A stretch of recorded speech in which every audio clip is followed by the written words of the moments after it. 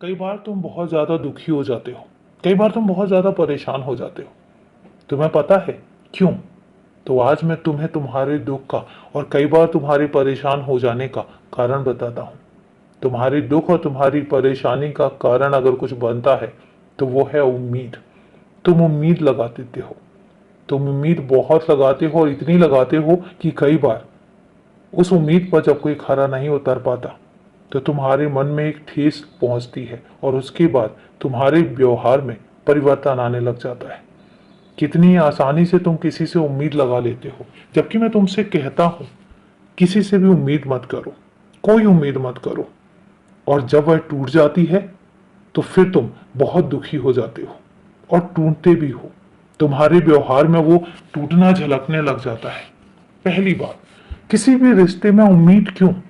जरूरी नहीं है ना कि तुम जिससे दूसरों का काम करते हो, जितनी शिद्दत से तुम दूसरों के कामों को करते हो, उतनी ही शिद्दत से कोई तुम्हारा भी काम करे। दूसरों की कद्र करते हो जितने प्यार से, जितने अपनेपन से, क्या जरूरी है कि उसी तरीके से दूसरे भी तुम्हारी कद्र करें? और कद्र करवाने की उम्मीद में तुम किसी की कद्र क्यों करोगे? मुझे पता है कि मैं बहुत ही कड़े शब्दों में तुमसे बोल रहा हूं, लेकिन सच यही है कि जब तुम उम्मीद नहीं लगाना चाहते हो तो फिर उम्मीद क्यों लग जाती है? मुझे पता है कि तुम ऐसे नहीं हो, मुझे पता है कि तुम उनमें से नहीं हो कि तुम बदले की भावना से कोई काम करते हो, मैं जानता हूं। लेकिन उसके बावजूद भी तुम उन लोगों से उम्मीद क्यों लगाते हो जहां तुम्हें खुद पता होता है कि यहां से तुम्हारी उम्मीद पूरी नहीं होने वाली है।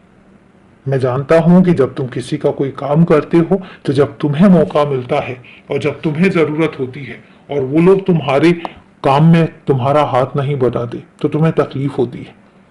लेकिन मैं तुमसे एक बात कहता हूं कि वो तो ऐसे ही हैं, तुम जानते भी हो।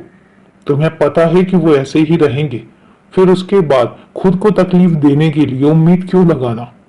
मत लगाओ, मेरी बात मानो। आज के बाद उम्मीद मत लगाओ। जितना तुम कर सकते हो अपनी तरफ से करो और खुश रहो, हमेशा खुश रहो। और अभी के लिए शुभ रात्रि मेरे बच्चे।